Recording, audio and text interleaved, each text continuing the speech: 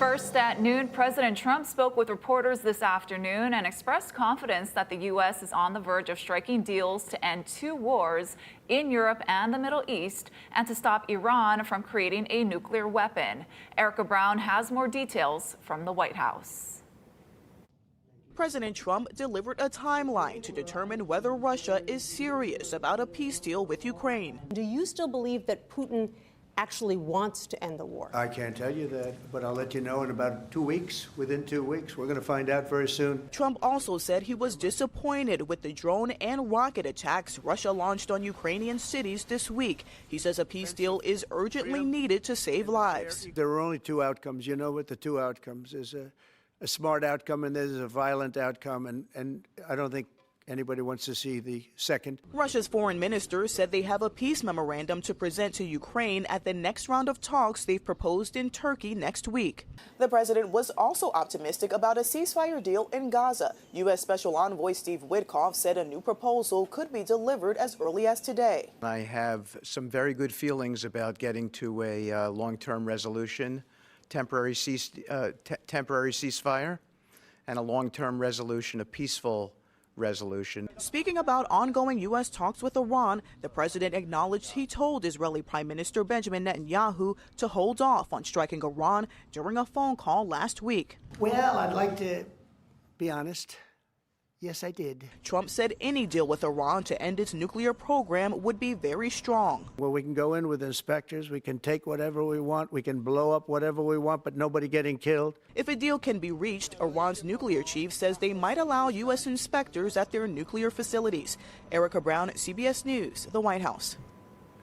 Meanwhile, the family of a 4-year-old girl receiving life-saving medical treatment in the U.S. say she could die if she is deported. Sophia came into the U.S. from Mexico back in 2023 under humanitarian parole so she could get specialized medical care for short bowel syndrome. The treatment, which can only be done in the U.S., requires Sophia to undergo IV treatments 14 hours a day. The Trump administration terminated the family's legal immigration status and is now ordering them to self-deport. Sophia's family and their attorneys are calling on the Trump administration to reinstate their humanitarian parole status. If deported and removed from accessing her specialized medical care, Sophia's doctors have been clear that she will die within days. Deporting this family under these conditions is not only unlawful, it constitutes a moral failure that violates the basic tenets of humanity and decency. Sophia's doctors say if she does leave the country, she will die within days. The federal government is rolling back COVID vaccination guidelines, and the new exemptions for healthy children and pregnant women were announced yesterday by America's most powerful vaccine critic. Keahi Tucker has more. COVID-19 is still spreading in Hawaii. The state health department reported more than 200 new confirmed cases last week, and many more are likely unreported as public skepticism continues. You know, there's a hidden agenda behind the whole thing. Now, the U.S. Health Secretary, Robert Kennedy Jr., has decided not to recommend the COVID vaccine for healthy children and pregnant women. Kennedy acted without the input of the CDC's Advisory Committee for Immunization Practices, but he was joined by the heads of the Food and Drug Administration and the National Institutes of Health. Last year, the Biden administration urged healthy children to get yet another COVID shot despite the lack of any clinical data to support the repeat booster strategy in children. That ends today. It's common sense and it's good science. There's no evidence healthy kids need it today, and most countries have stopped recommending it for children. The new policy, based on risk, is similar to those in Canada, Australia, and some European countries. However, those countries also have universal health care. In America, most health insurers are expected to stop paying for the shots, except for people over 65 and those with chronic conditions. Yeah, they're making a big mistake. Hawaii's governor, who's also a doctor, is one of many speaking out against it. And by removing the capacity to vaccinate people under age 65, for the most part, you're going to see more spread. You want to make it easier for people to choose, I'm not mandating anything, choose what vaccinations you want. So I'm going to have to fight that. Meantime, a new strain has reached Hawaii and 6 other states, an Omicron variant known as NB181. Does not appear to be more severe, is likely to be contagious, and the currently available vaccine is likely to continue to provide protection against severe disease. A reminder that the virus that put us all on lockdown 5 years ago is still with us. All these crazy regulations are still in place. Like you can't cross the rope. It's like a hollow resort to see the dolphins because of COVID. So kind of drives us crazy. And that's Keahi Tucker reporting. Governor Green has signed off on the country's first ever tourism surcharge to cover the rising costs of climate change. The so-called green fee starts January 1st of next year. Visitors at hotels and short-term rentals will have to pay an extra 0.75% of their bill. Now that means a $400 a night stay would cost an additional $3. And for the first time, cruise ship passengers will have to pay. The fee is expected to generate nearly $100 million a year to fund projects such as combating erosion and invasive species and clearing flammable grasses. A small change in a tax on your accommodations probably isn't enough to cause you to switch away from Hawaii. Now, what it might do is while you're here, you might, because you're spending more on accommodations, you might end up spending less to eat out or something. You know, you might have to pinch your pennies a little bit in excursions. Governor Green says his climate advisory team will work with lawmakers, landowners, and the community to set priorities for spending. The state health department is now urging the public to try and avoid mosquito bites after a confirmed case of travel-related Zika virus on Oahu. Officials say 2 other people may have been exposed. Areas where they spent time are being treated by vector control teams, including neighborhoods in Waialua and Haleiwa. This is Hawaii's first case of Zika in 6 years. The most recent travel-related case was back in 2019. Police arrested a 33-year-old man who they believe intentionally struck a 21-year-old man with his car after a fight late Monday night near Honovai and Loa'a streets in Waipahu. The victim suffered serious injuries. Charges are pending. Hawaii County prosecutors have charged Walter Gomes after a carjacking Saturday in Kona. Police say the 47-year-old took an 84-year-old man's vehicle at gunpoint on Ala Ona Street. Gomes' bail is set at nearly $300,000. He's due back in court today. And Hawaii County Police are warning drivers that someone has been putting a parking enforcement device known as the barnacle on vehicles parked at the top of Napo'opo'o Road near the Hawaii Belt Road intersection in Kailua, Kona. Now, a notice says the owner needs to call or visit a website to pay a fine to remove the device, but police are asking drivers to call them instead. These barnacles have also been used in East Oahu and on Kauai's North Shore by property owners who are trying to deter illegal parking. However, under state law, the devices are not allowed on public property. The State Department of Transportation unveiled new improvements at the Daniel K. Inouye International Airport this morning. There was a blessing and lei untying for the grand opening of Panda Express in Terminal 1, along with new restroom facilities and a new TSA employee break room that were constructed by Hawaiian Airlines. Transportation Director Ed Sniffen says the improvements are part of a continuing effort to collaborate with partners to provide a better travel experience. This is just the first of many refreshes that you're going to see throughout the airport that brings more local flavor to the Hawaii airports. These improvements reflect our belief that enhancing the travel experience also means supporting the people who make it possible, our frontline employees. HMS Host says they will also be opening a Panda Express in Terminal 2 in August, as well as a new cafe and bar in the Mauka Concourse this year. The mayor's plan to double Oahu's sewer rates is not a done deal. As our Daryl Huff reports, the city council is debating a more equitable way to pay for required upgrades to the system. After prior mayors and councils avoided making the tough decision about sewer rates, everyone agrees they now have to go up. Today, there was progress made about how high and for how long. What we're looking at basically is a 6%, 7.5 the next year, followed by 8.5, been 9%, 9%, 9%, 9%, which is quite a bit. But I am concerned that those last 3 years of 9% are going to be heavy for a lot of people. Despite the sticker shock, the 6-year rate plan proposed by Budget Chair Tyler DeSantis-Tam was easier to swallow than the 10-year doubling of rates proposed by the mayor.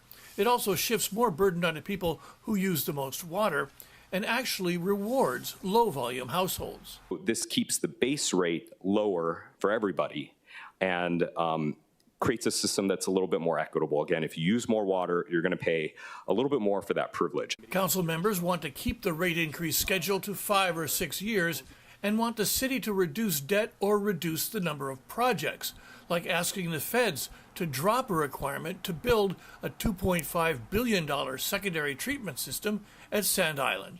What if what we're asking for isn't necessary? Any projects that can be delayed are delayed.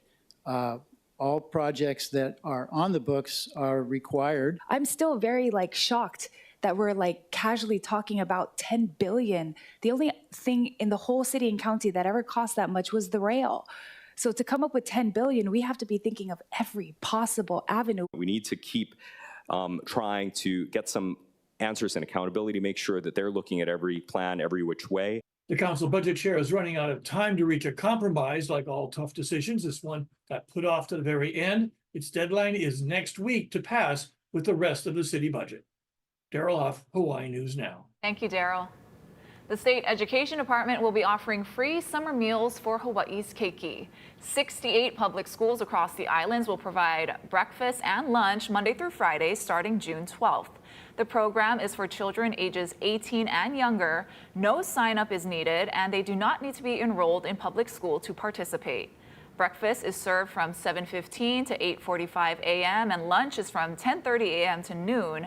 All meals must be eaten on campus. For a full list of participating schools, head to our website, hawaiinewsnow.com.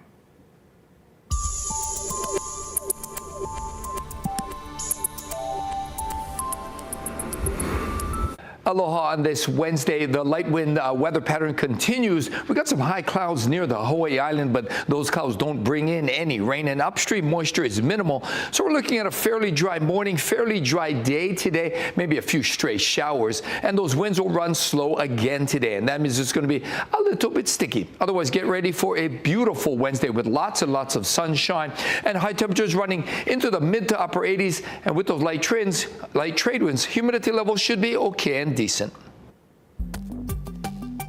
Thank you, Guy. Ahead on This Is Now, chaos in Gaza as new aid centers open up, providing meals to hundreds of thousands of hungry Gazans.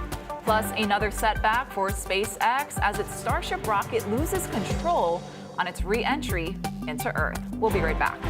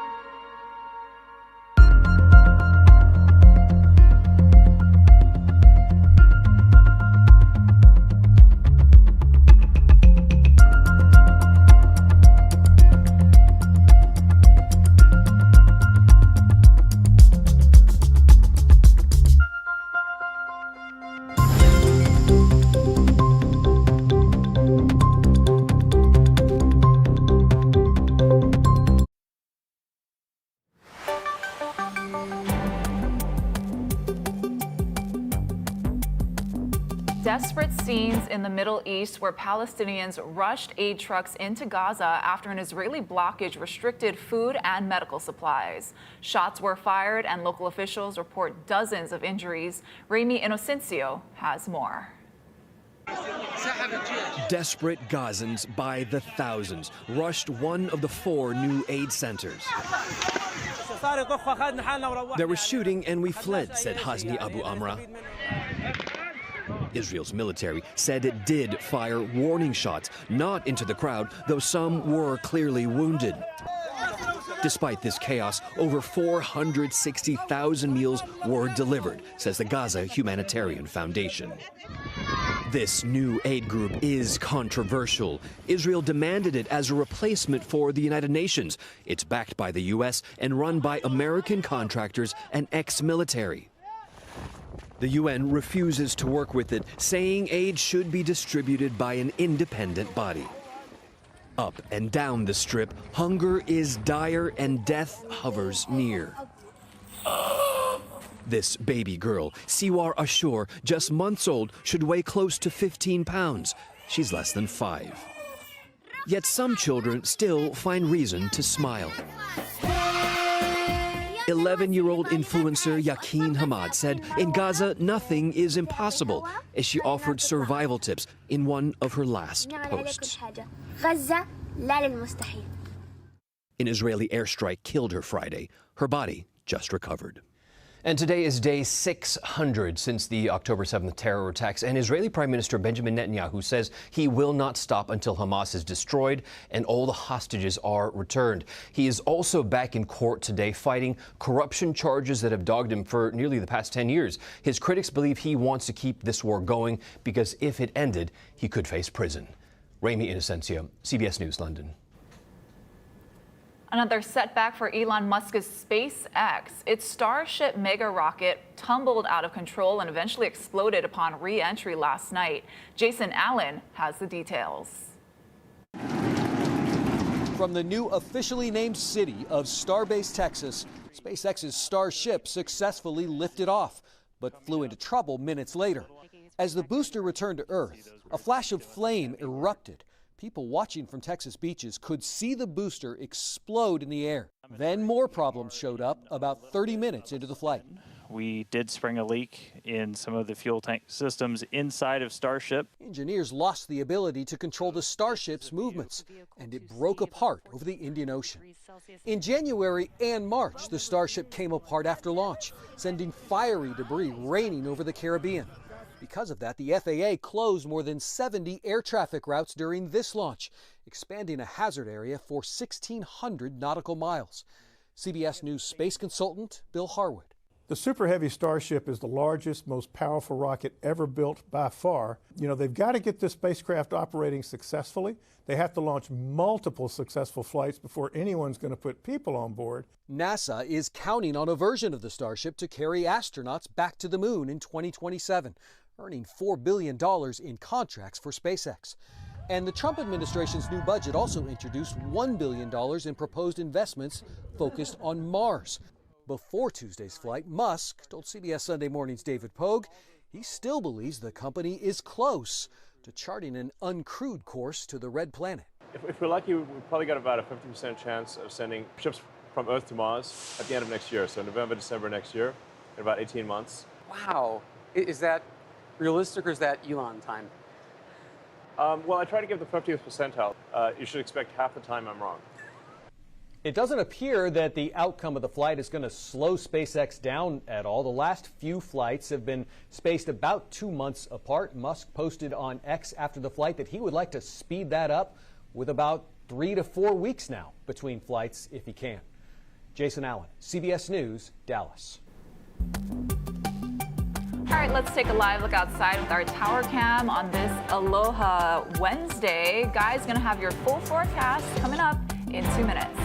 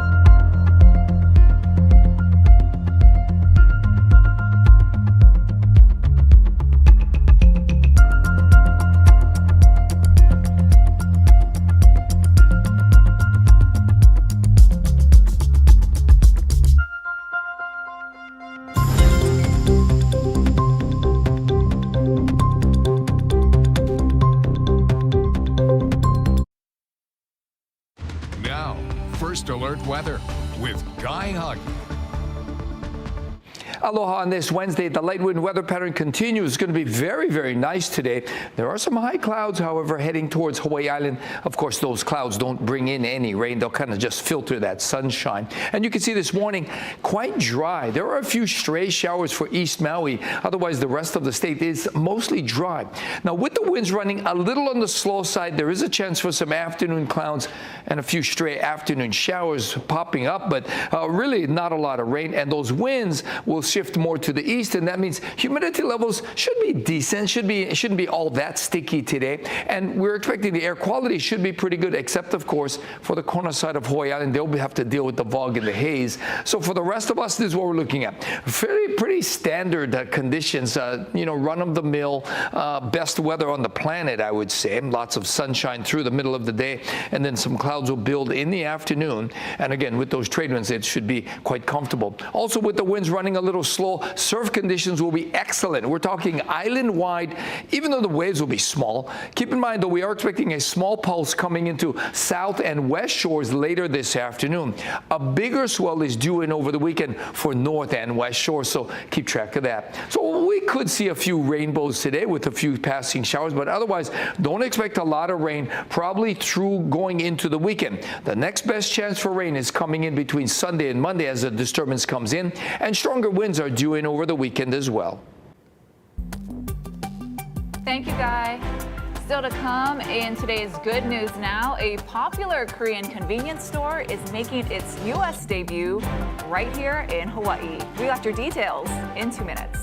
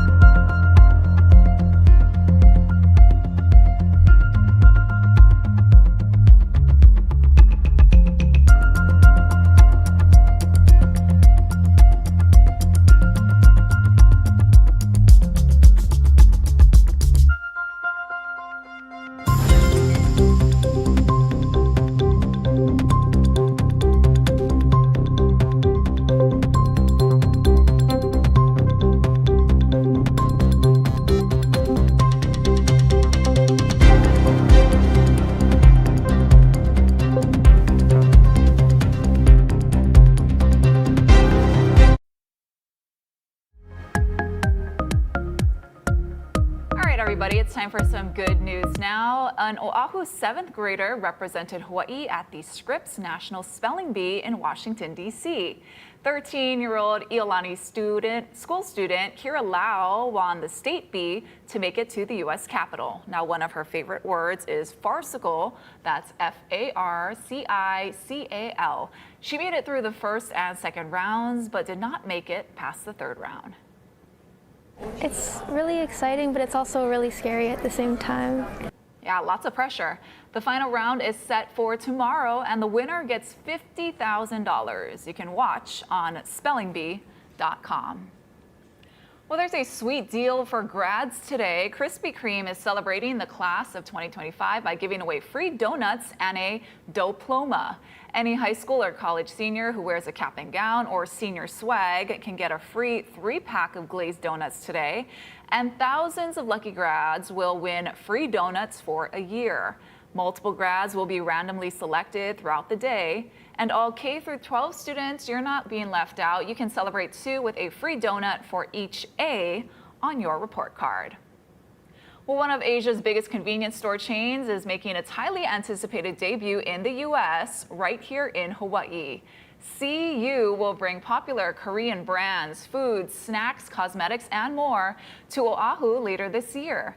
You can expect hot meals using technology that quickly prepares your food, instant ramen cooking stations, and customizable drinks, even household items. Now, officials say the first locations will open in urban Honolulu in the last quarter of 2025, with the flagship store in downtown Honolulu at the Executive Center. Very excited about this, everybody. All right, let's take one last look outside with our tower cam looking out towards Aloha Tower.